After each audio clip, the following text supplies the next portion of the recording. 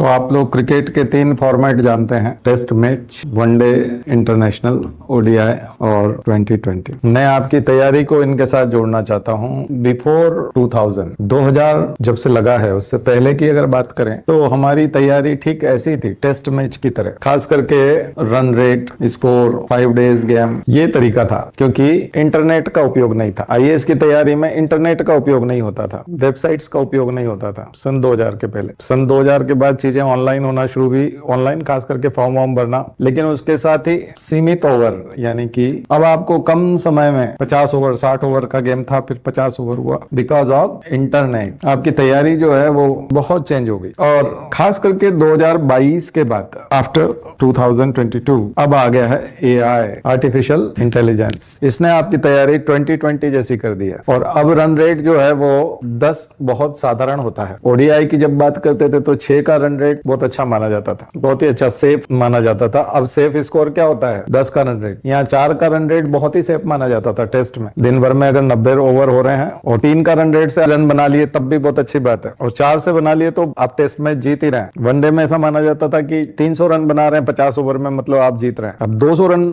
Minimum चाहिए एक तरह से, तब आपको लगता है कि जीत रहे हैं 20 ओवर, यानी 10 का रन रेट। आपकी तैयारी के साथ भी यही हुआ है, और तीनों ही फेज का गवाही हूं मैं विटनेस हूं। मैंने तीनों फेज देखे हैं, तो मैंने इस एग्जाम को बदलते हुए देखा है। जिस तरह से मैंने क्रिकेट को बदलते हुए देखा है, वैसे ही मैंने इस एग्जाम को भी बदलते हुए देखा है। और अभी का एग्जाम इसी टाइप का हो गया है कि लोग अपना स्कोर किससे बढ़ाते हैं। टोटल स्कोर में उतना फर्क नहीं पड़ता, लेकिन क्वालिटी और एग्जाम निकालने का तरीका 2020 की तरह है, और उसका कारण है आर्टिफिशियल इंटेलिजेंस। पहले केवल गूगल और वेबसाइट्स थी, लोग गूगल करते थे, वहां से जानकारी लेते थे और वेबसाइट से लेते थे, लेकिन अब वो अपना मटेरियल तैयार करते हैं आर्टिफिशियल इंटेलिजेंस से। इसने रन रेट बहुत बढ़ा दिया। तो इसलिए आपको इन दिनों में जब आप तैयारी करेंगे तो आपको रन रेट का भी ख्याल रखना पड़ेगा। ऐसा नहीं कि आप मैदान पर टिके हुए हैं और आप खेल रहे हैं। विकेट इतना इंपॉर्टेंट नहीं है, रन रेट रोक के रख लिया तब भी बहुत हो जाए, क्योंकि ओवर तो 20 ही है, तो सारे के सारे लोगों को आउट करना मुश्किल काम होता है 20 ओवर में। इसलिए कम रन देना बहुत मायने रखता है। विकेट मिल जाता है तो रन रेट पे रोक लगती ही है, लेकिन उसके बावजूद भी यदि आप मेडन ओवर निकाल दें तो बहुत बड़ी बात हो जाती है। पहले मेडन ओवर लगाना मतलब एक तरह का छक्का लगाने के बराबर था, अब मेडन ओवर का मतलब लगभग 20 रन रोकने बराबर है, 3 छक्कों के बराबर हो गया, तो बहुत अलग चीज हो गई। तो अभी का नजरिया, अभी का अगर कोई कोच है, मैनेजर है,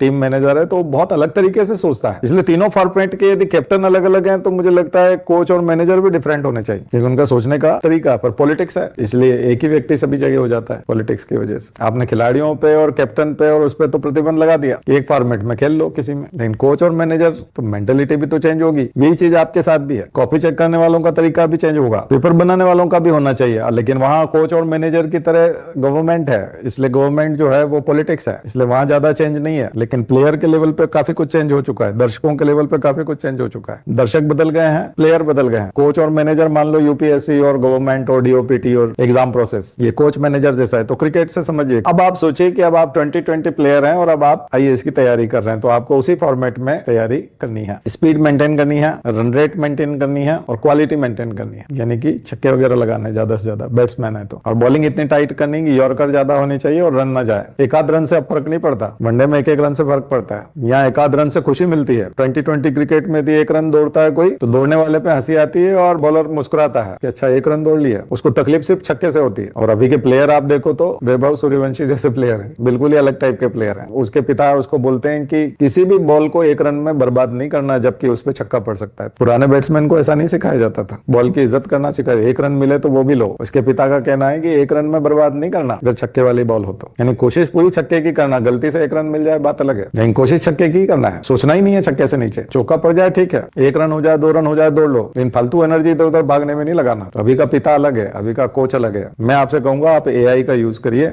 मशीन लर्निंग का यूज करिए और जम के आगे बढ़िए, टाइम वेस्ट मत करिए। फालतू की इधर उधर किताबें पढ़ने का जमाना भी अब चला गया है, मटेरियल ऑलरेडी रखा हुआ है। तो 2020 से सीखिए। वैभव सूर्यवंशी आपका आदर्श होना चाहिए, न कि सुनील गावस्कर। वो टेस्ट क्रिकेट के थे। सचिन तेंदुलकर वनडे प्लेयर थे। विराट कोहली ने बैलेंस किया, लेकिन उसने अपने आप को स्विच कर लिया वनडे में, इसलिए वनडे में बना हुआ है। उसने अपने आप को 2020 के हिसाब से नहीं माना, क्योंकि वो ट्रांजिशन पीरियड का था। उसने उस आदर्श में 2005 में, और एग्जाम ठीक वैसे ही बदले, जैसे फॉर्मेट बदले वैसे ही एग्जाम बदले हैं, और स्टूडेंट का काम का तरीका बदला है। इसलिए मैंने दोनों को जोड़ने की कोशिश की। खास करके जो लोग क्रिकेट को पसंद करते हैं उनको बहुत अच्छे से समझ में आएगा। तो युगानुकूल रहना चाहिए, युग जैसा चल रहा है वैसा हमें बने रहना चाहिए।